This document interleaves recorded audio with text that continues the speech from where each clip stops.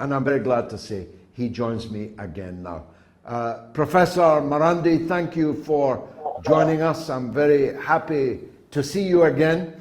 Let me get your observations first on Joe Biden's, I think, ill-fated visit to the region. How did you see it? Yes, I agree. I think it was a major failure for the United States. The optics were not good. He did not look strong. He looked lost at times. But I think the most important issue was the meetings with Mohammed bin Salman, how he was greeted, how he had promised not to have, or he had informed everyone that he would not have a independent meeting with him, a separate meeting with him, and he did.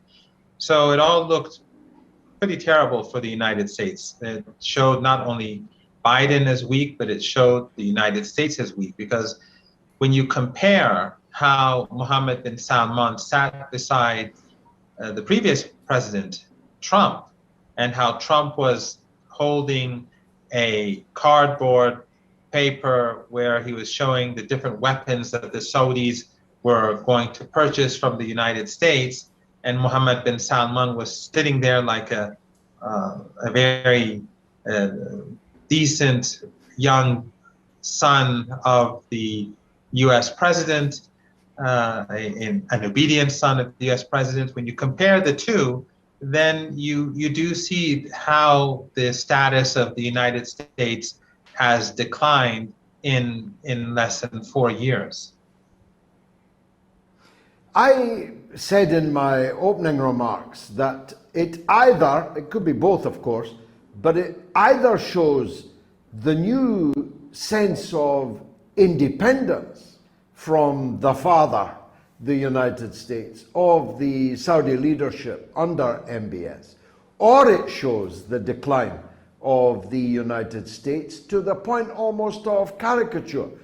Which of these two, in your view, is it? Or is it really both? I think it's mostly the decline of the United States. The Saudis have been making a lot of money over the last 4 months due to the war, but Saudi Arabia does have a lot of problems because of its own war in Yemen. And even though there's a ceasefire, still there are enormous numbers of troops at the borders, and their armed forces is still not able to go back to normal. So the amount of money being spent by the Saudis on the military is still extraordinarily high. So I would say that it is probably mostly the decline of the United States, but I also think it may be something else. I think that maybe some relative of Trump, someone like Kushner and maybe others, are in contact with Mohammed bin Salman.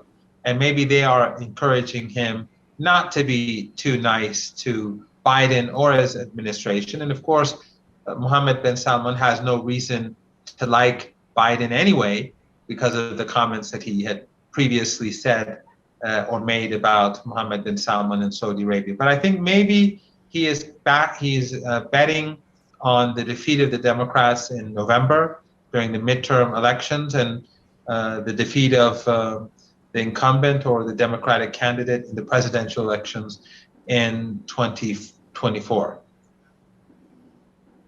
Let's break down some of the issues then that the tour brought up. I've said already that if the purpose was to get the Saudis to pump more oil, that's already failed, because he's told them that they won't, and that they will stick to the policy of OPEC. Were you surprised at that? Did you think the Saudis would try to give Biden something on the oil front? Well, for two reasons, no, I wasn't surprised. One is because Saudi Arabia has had many financial problems due to its war in Yemen, this genocidal war. And therefore, to sacrifice for Biden, someone who they don't like, to decrease the price of oil in order for Biden to benefit from it, doesn't make much sense. He doesn't like Biden, and he needs the money anyway for the hundreds of billions of dollars that he's lost in Yemen. But there's also the case of Macron last week when he was speaking to Biden, whether intentionally in front of reporters or not. Probably it was probably intentional, but he was saying to Biden that Saudi Arabia simply doesn't have more oil to pump. It can't pump more than what it already is pumping. And I don't know which is true, but because of when you put these two together, it still makes it very difficult for one to be surprised that nothing really has happened with regards to an agreement over the pumping of oil or the extra pumping of oil from Saudi Arabia. And what about the other, not necessarily avowed intention, but widely trailed and briefed intention to create this new Middle East NATO to confront your country, Iran, with Jordan, Israel, Saudi Arabia forming the core of a new Middle East NATO? That doesn't appear to have gone anywhere either. No one really took that seriously from the very beginning. Most of these countries are very weak, and they're only propped up with the support of external powers. Some of them are dots on the map. And also, they're very hostile towards one another. The Qataris and the Saudis may smile when they meet each other, but Qatar is still very afraid of Saudi Arabia because just a few years ago, Mohammed bin Salman turned against Qatar and imposed a siege on the country. And the only country that was there to help Qatar was Iran. It could only, its flights and its ships and its cargo ships could only get to Qatar through Iranian waters.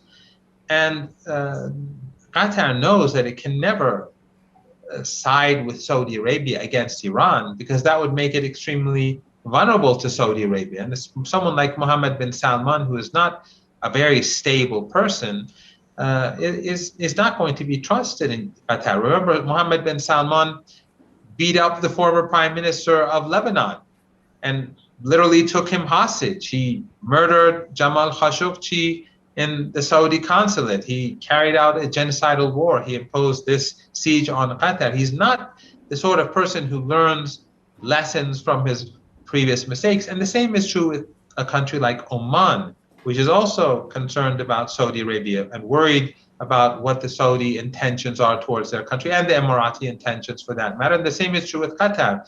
It is also afraid of the Emirates. So when we see these divisions in the Persian Gulf region, and the fact that some of these countries actually want Iran to be a counterbalance, then it really makes this whole notion of a NATO, an Arab NATO or an Israeli Arab NATO, impossible to imagine. And of course, the closer these Arab countries become to Saudi Arabia, the closer that these Arab countries come to Israel, the closer the relationship, the more we see that they interact with one another, makes them increasingly unpopular on the streets of the whole of West Asia and North Africa.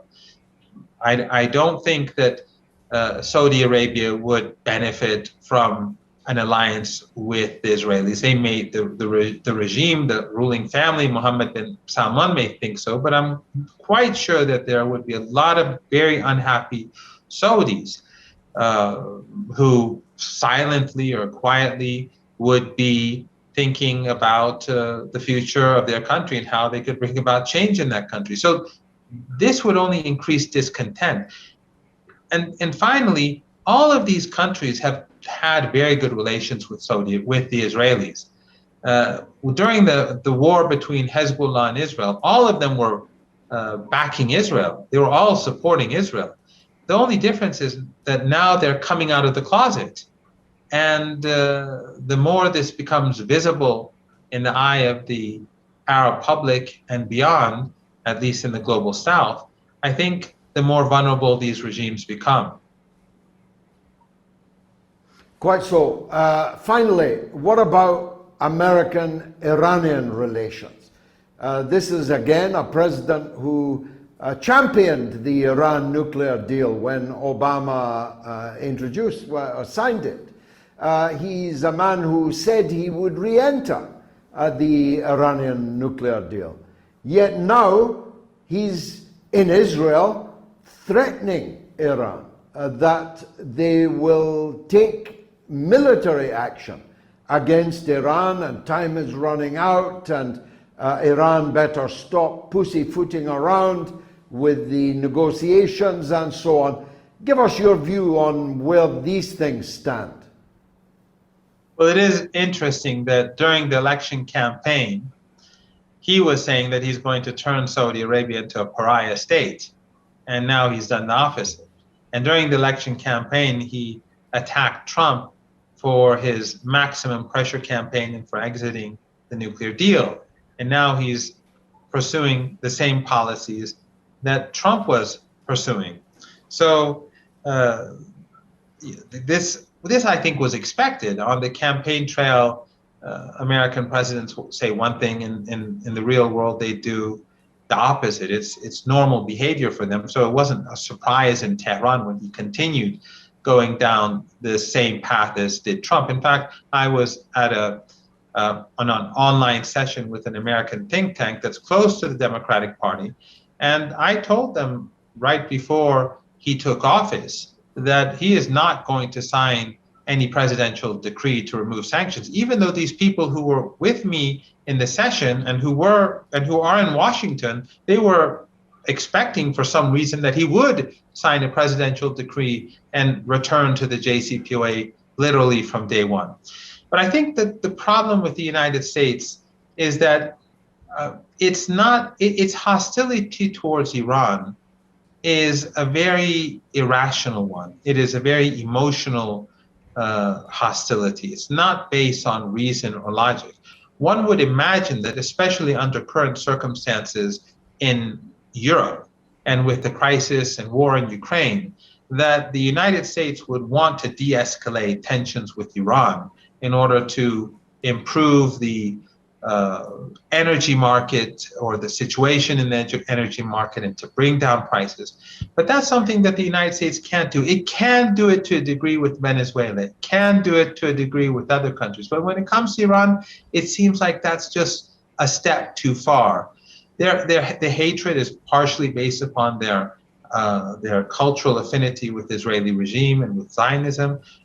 The anger due to the fact that Iran broke away from the United States after the revolution and developed a model of governance that was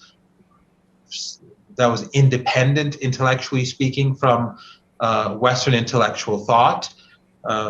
And this is something that Americans simply could never, putting all of these together, it was something that the Americans just could not accept. But I think that when we look at the reality on the ground and the crisis in Ukraine, the Americans have just too much on their hands. Europe is moving towards a very dangerous situation, and the United States is not doing well at all either.